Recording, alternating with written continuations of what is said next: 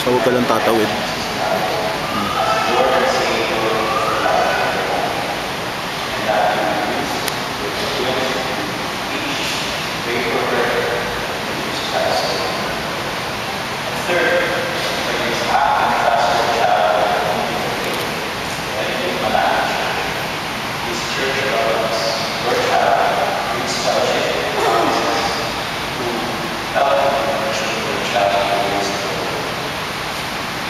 Jesus said, "Let the children come to me, do not hinder them, for such belongs the reign of God. Truly I say to you, whoever does not receive the reign of God like a child shall not enter it." And Jesus took them up in his arms.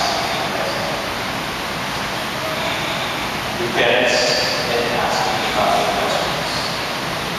In bringing your child down to be baptized, do you confess your faith in Jesus Christ as Lord and Savior? You accept for yourself and for your child the covenant of grace, being assured that God is your child and desires for your prayer. Example and instruction. You will meditate on your heart the ways of the Lord and the beauty of God's people. And do you stand here as demons and demons?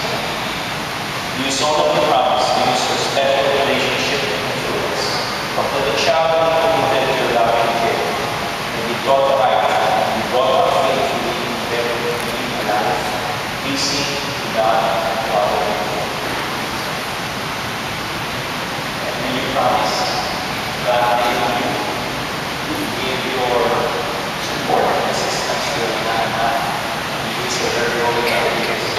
Not just give your child your nana presents in his or her birthday or Christmas time, but be there during important occasions in his or her life. The Lord is our Lord.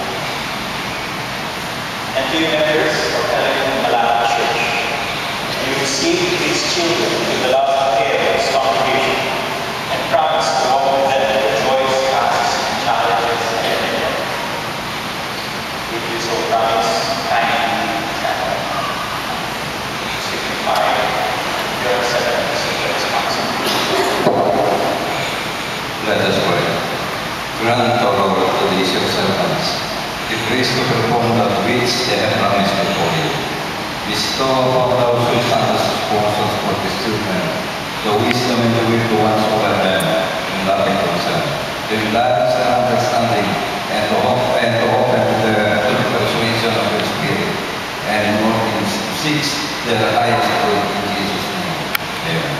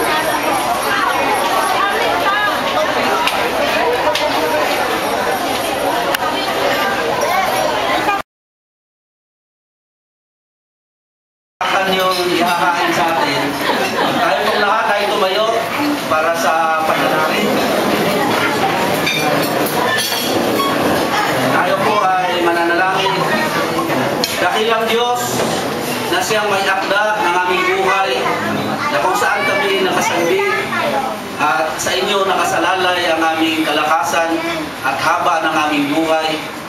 Kami po ay nagpapasalamat sapagkat minsan pa, O Diyos, ay dinagdag mo sa aming sambahayan at sa sambahayan ng mananampalataya ang dalawang batang ito, si Angela Ruby at si David.